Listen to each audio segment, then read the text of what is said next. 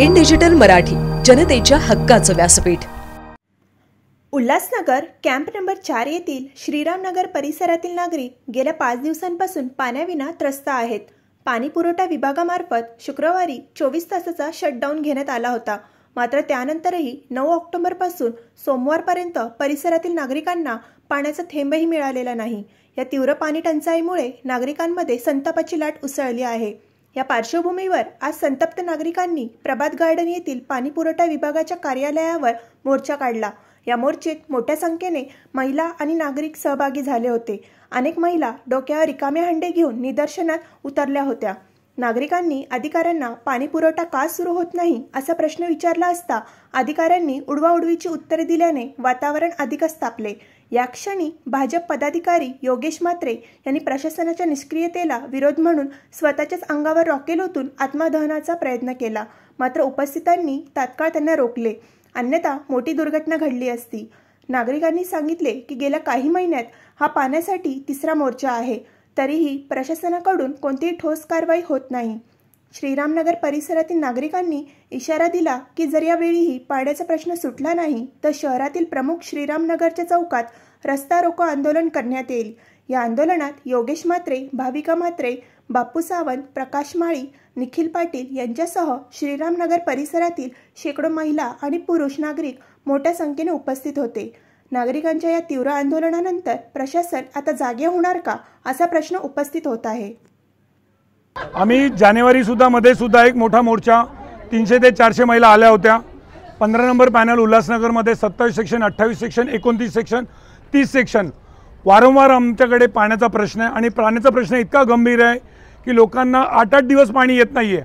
आज जवळपास 300 ते 400 महिला इथे आल्या आहे आणि हा प्रश्न धरणं भरलेले असताना सुद्धा पाणी न सोडणं हा एक आमचा थेट आरोप आहे की अकार्यक्षम आयुक्त आम्हाला मिळालेले आहेत।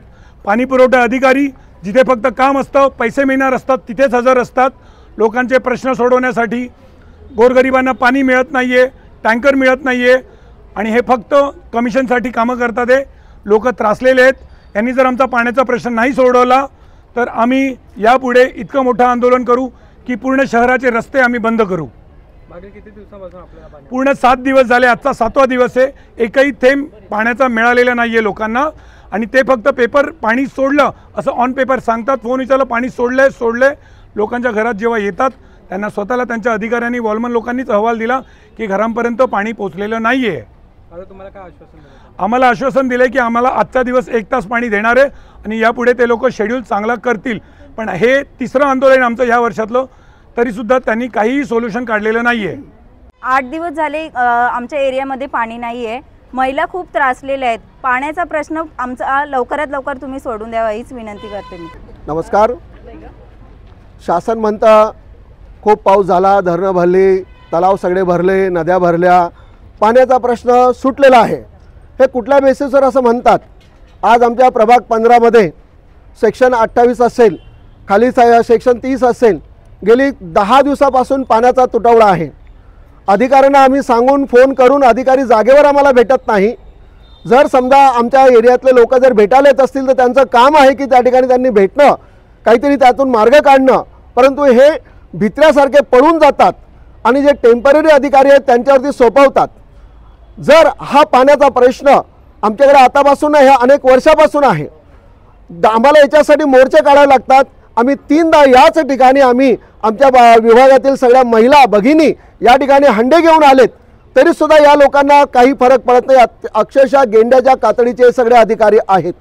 जर यांच्या घरामध्ये पाण्याचा प्रश्न आला तर हे काय करतील याची यांना जाणीव आहे का? आणि म्हणून आम्ही सगळे आमच्या ज्या भगिनी आहेत, आमच्या महिला आहेत, एक प्रश्न विचारत आहेत की आमचा पाण्याचा प्रश्न कधी सुटणार आहे? वर्षानुवर्ष आम्ही हे सहन करायचं का? आम्हाला हे कळत नाही। जर आज त्यांनी आश्वासन दिलेले याच्यावर आमचा अजिबात विश्वास नाही, पण तरी याच्यानंतर जर समजा आमचा पाण्याचा प्रश्न जर सुटला नाही तर आम्ही आमच्या या 28 सेक्शन आणि मार्केटचा जो रोड आहे हे दोन्ही रस्ते आम्ही अतिशय मोठ्या संख्येने त्या ठिकाणी बंद केल्याशिवाय राहणार नाही। आणि यासाठी आम्हाला काही करावं लागलं तरी चालेल। आज जर आमच्या एखाद्या कार्यकर्त्याला आमचा हा कुठलाही पक्षीय कार्यक्रम नाही, हा कुठलाही पक्ष आंदोलन नाही, ही लोकांची ही उत्स्फूर्त प्रतिक्रिया आहे, लोकांची उत्स्फूर्त भावना आहे, लोकांचा हा संताप आहे, लोकांची चीड आहे।